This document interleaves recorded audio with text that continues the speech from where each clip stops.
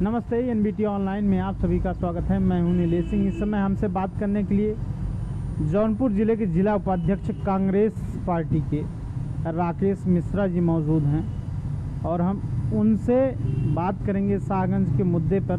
खुटहन में मौजूद है और आप शाहगंज विधानसभा से दावेदारी भी पेश कर रहे हैं, तो खुटहन में क्या समस्याएं हैं, क्या हुआ है, क्या नहीं हुआ है, इन सब को लेकर हम राकेश मिश्रा से चर्चा करेंगे और जानेंगे कि शाहगंज विधानसभा में क्या स्थिति है। जी सर, स्वागत है हमारे चैनल पर। जी बताइए। तो शाहगंज की क्या स्थिति है, क्या होगा शाहगंज में?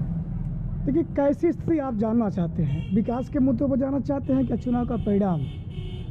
चुनाव का परिणाम क्या होगा? देखिए, चुनाव का परिणाम शाहगंज विधानसभा क्षेत्र की जनता आगामी मतदान की तिथि पर आपको तय कर देगी कि भारतीय जनता पार्टी के इस फाशिस्टवादी सरकार से पूरे उत्तर प्रदेश की जनता, पूरे देश की जनता त्राही त्राही कर रही है और शाहगंज आपको परिवर्तन के रूप में नजर आएगा।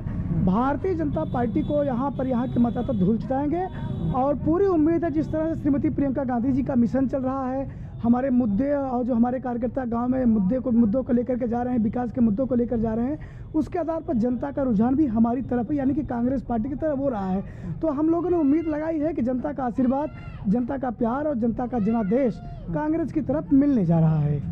अच्छा, विकास की अगर हम बात करें तो कितना विकास हुआ है शाहगंज में? देखिए, अब विकास की जो बात करेंगे, मुझे हंसी आती है कि इन दिनों की सरकारों पर और इन दिनों के जनप्रतिनिधियों पर, खासतौर से जनपद जौनपुर में और हमारी अपनी विधानसभा क्षेत्र में 1989 में कांग्रेस पार्टी की सत्ता उत्तर प्रदेश से चली जाती है। आप देखें, आप पत्रकार हैं, जर्नलिस्ट हैं और जगह जगह घूमते होंगे, जितने भी संस्थानें आप देखेंगे, सड़कें कांग्रेस के समय में बनी हैं। 1989 के बाद से कोई किसी नए सड़क का निर्माण नहीं हुआ। जितने भी आप प्राइमरी स्कूल देख रहे हैं या जो भी सरकारी स्कूल देख रहे हैं, सब कांग्रेस की बनाई देन है। शाहगंज विधानसभा में पूरे जौनपुर की एकमात्र रत्ना शुगर मिल, चीनी मिल कांग्रेस की बनाई थी और 1989 में कांग्रेस के जाने के बाद चीनी मिल का क्या हाल हुआ आप सभी लोग जानते हैं। बंद कर दिया गया, उसे बेच दिया गया। हमारे क्षेत्र में बेरोजगारी की समस्या मुंहबाई खड़ी हुई है। सतहरिया बंद हो गई, जिसे राजीव गांधी जी ने लगवाया था, यानी कि रोजगार के सभी साधन बंद होते चले जा रहे हैं। सड़कें कांग्रेस ने बनवाई, फैक्ट्री कांग्रेस ने लगवाया, शिक्षा की व्यवस्था कांग्रेस ने की। इसके बाद जितनी भी सरकारें आई, उन सरकारों में लाश बन करके नदियों में तैरते हुए लोग मिले। इसे आप लोगों ने अभी कुछ दिन पहले देखा भी होगा। जी, ये कांग्रेस का जो विकास था वो जनता को साथ लेकर चलने का था। कांग्रेस का जो काम था हिंदुस्तान की और आम जनता की बेहतरी के लिए काम था। लेकिन वर्तमान सरकारें या वर्तमान पार्टी के जो कुछ क्षेत्रीय दल हैं, वो जातिगत रूप पर राजनीति कर रहे हैं, भड़काऊ राजनीति कर रहे हैं। विकास के मुद्दों से कोसों दूर होकर के लोग बात कर रहे हैं। भारतीय जनता पार्टी कांग्रेस के ऊपर आरोप लगाती है कि 70 साल देश को पीछे ले जाने में बड़ा हाथ कांग्रेस का है, तो इस पर क्या कहते हैं आप? देखिए, उनकी झूठ की राजनीति है। प्रधानमंत्री स्वयं झूठ बोलते हैं, विश्व के एक नंबर के झूठ बोलने वाली व्यक्ति हैं वो। मुख्यमंत्री महोदय भी एक नंबर के झूठ बोलते हैं। अब वो जिस संस्थान में खड़े होकर के बोलते हैं, हमारे पूर्वांचल विश्वविद्यालय में आए थे कुछ दिनों पहले, पूर्वांचल विश्वविद्यालय में योगी आदित्यनाथ जी आए थे और पूर्वांचल विश्वविद्यालय में खड़े होकर के उन्होंने कांग्रेस ऊपर आरोप लगाया कि कांग्रेस ने कोई काम नहीं किया, जबकि पूर्वांचल विश्वविद्यालय का निर्माण किसने किया आप सभी जानते हैं, कांग्रेस पार्टी की देन है। जितने भी काम आप देख रहे हैं, सब कुछ कांग्रेस का बनाया हुआ है। जिस विधानसभा में बैठ करके मुख्यमंत्री महोदय सरकार चलाते हैं, वो भी कांग्रेस का ही बनाया है, किसी दूसरे का नहीं। वो झूठ की सरकार है, इनका झूठ का पुलिंदा है और झूठ का एक प्रोपेगेंडा भारतीय जनता पार्टी फैलाती है। आरएसएस झूठ का जो है आडंबर पीटती है। झूठ के अलावा इनके पास कुछ नहीं है। सपा के बारे में भी कुछ बात कर लीजिए। राष्ट्रीय अध्यक्ष अखिलेश यादव के बारे में क्या राय रखते हैं आप? अखिलेश यादव के बारे में एक कहता है हम हैं रहेंगे, दूसरा कहता है हम आएंगे, और जो रहेगा वो जाने वाला, जो कह रहे हैं आ रहे हैं, हमारी समझ नहीं आता कि आप 5 साल कहाँ गए थे। जनता के मुद्दों से कोसों दूर। अभी उम्भा में सामूहिक नरसंहार हुआ भारतीय जनता पार्टी के सरकार कार्यकाल में, अखिलेश यादव कहाँ थे? अपने घरों में कैद थे। हाथरस की बेटी के साथ बलात्कार हुआ है, बलात्कार होता है। भारतीय जनता पार्टी की योगी आदित्यनाथ सरकार बलात्कारियों को संरक्षण करती है। अखिलेश यादव कहाँ थे? प्रियंका गांधी जी, राहुल गांधी जी। पिछली बार चुनाव में यूपी में 2 लड़के, राहुल गांधी और अखिलेश यादव साथ थे, तब इस पर आपका क्या रिएक्शन? देखिए, हमारा जो गठबंधन उसे 2017 में था, वो विकास के मुद्दों पर था, कांग्रेस पार्टी के अपने एजेंडों पे था। कांग्रेस पार्टी का जो एजेंडा है वो हिंदुस्तान की बेहतरी और आम जनता की जो बेहतरी है, जो आवश्यकता है, उसके मुद्दे पर हुआ था, विकास के मुद्दे पर हुआ था। करेंगे चुनाव में सागन का सबसे बड़ा मुद्दा विकास का है। आप सागन शहर में जा देख लीजिए, जाम की समस्या सागन शहर में इतनी भयानक है कि वहाँ व्यापारी और आम जन जो है सागन शहर में जाना नहीं चाहता। कांग्रेस के समय में बना हुआ एक ओवर ब्रिज, फ्लाईओवर, जो रेलवे फ्लाईओवर दादर कहा जाता है, उस फ्लाईओवर मतलब कांग्रेस समय को बनाया हुआ है। वहाँ रिंग रोड की आवश्यकता है, रिंग रोड नहीं बन रहे हैं। कांग्रेस पार्टी की सरकार आएगी तो सागन में जाम की समस्या, व्यापारियों को जो है जाम की समस्या निजात दिलाने के लिए रिंग रोड की व्यवस्था कांग्रेस पार्टी करेगी। और सागंज हमारे पूर्वांचल का सबसे प्रमुख मंडी है, व्यापारियों का सबसे बहुत बड़ा केंद्र है। अनाज मंडी, गल्ला मंडी, लोहा मंडी और सब्जी मंडी के रूप में पूरे पूर्वांचल में सागंज सुविख्यात है।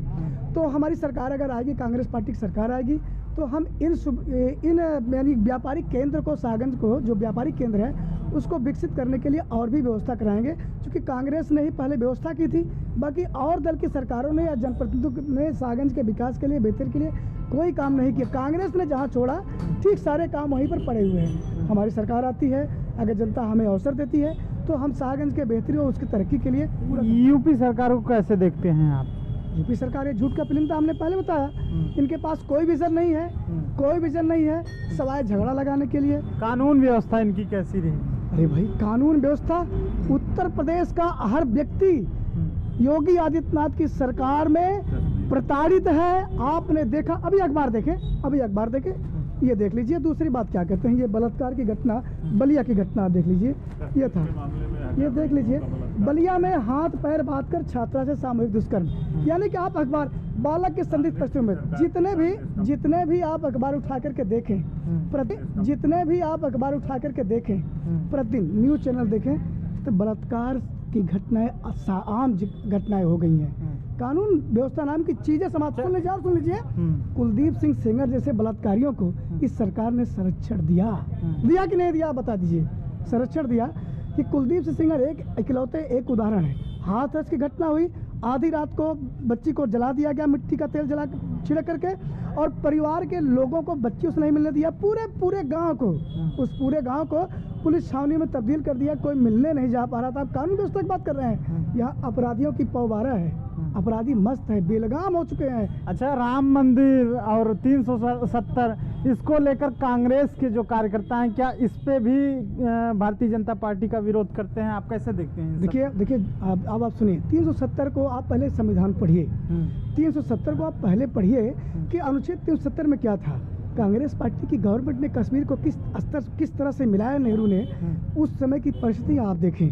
370 के तहत क्या क्या प्राविधान किए गए, पहले उसको पढ़िए। झूठ के पुलिंदे को न देखिए, वास्तविकता की तरफ आप जाइए कि हकीकत क्या है। कांग्रेस की सरकारों ने 370 धारा पर कश्मीर को हिंदुस्तान में मिलाने के लिए कितने मेहनत किए हैं, कितना काम किया गया है, आप उसको फिर से विस्तृत रूप में देखें तो बेहतर होगा मेरे हिसाब से। और राम मंदिर पर क्या कहना? राम मंदिर में कांग्रेस पार्टी की सरकारों ने बहुत से काम किया था, कानून के दायरे में। ताला खुला, कांग्रेस के समय में खुला। 2010 में जजमेंट आया हाई कोर्ट का, कांग्रेस के समय में आया। और पंडित गोविंद बल्लभ पंत ने वहाँ पूजा पाठ शुरू करवाया था। सारा काम कांग्रेस का किया, लेकिन कांग्रेस ने कभी भेदभाव नहीं किया। कानून के साथ कोई खिलवाड़, कानून जो कहेगा उसके अनुसार, न्यायालय जो कहा कांग्रेस पार्टी सरकार ने उसके अनुसार किया। और न्यायालय ने जो सुप्रीम कोर्ट ने फैसला दिया, कांग्रेस स्वागत किया। अच्छा, मायावती के बारे में क्या राय है? देखिए, वो बहुजन समाज पार्टी और मायावती पूरी तरह से वेंटिलेटर पर चली गई है। भाजपा उनको जो है पूरी तरह से गिरफ्त में ले चुकी है। उनकी तमाम फाइलें हैं करप्शन की, घोटाले की। मायावती जी सड़कों पर, योगी आदित्यनाथ की सरकार खिलाफ सड़कों पर उतर नहीं पाई। योगी सरकार ने जो कहा, मायावती ने वही ट्वीट किया। दोनों एक सिक्के के दो पहलू हैं। और बहुजन समाज पार्टी का इस चुनाव में, जो वर्तमान चुनाव शुरू हो रहा है, इस चुनाव में बहुजन समाज पार्टी का पूरी तरह से पुलिंदा बढ़ जाएगा, पूरी तरह से समाप्त हो जाएगी। आपकी दावेदारी कितनी मजबूत है यहाँ? ये पार्टी जाने, मैं पार्टी के कार्यकर्ता हूँ। पार्टी के कार्यकर्ता के रूप में हमने काम किया है। और अगर पार्टी हमको अवसर देती है तो लड़ूंगा, अगर नहीं अवसर देती है, जिसको भी देगी, जिसको भी चुनाव में कांग्रेस पार्टी उतारेगी, हम उसके साथ हैं, काम करेंगे। कांग्रेस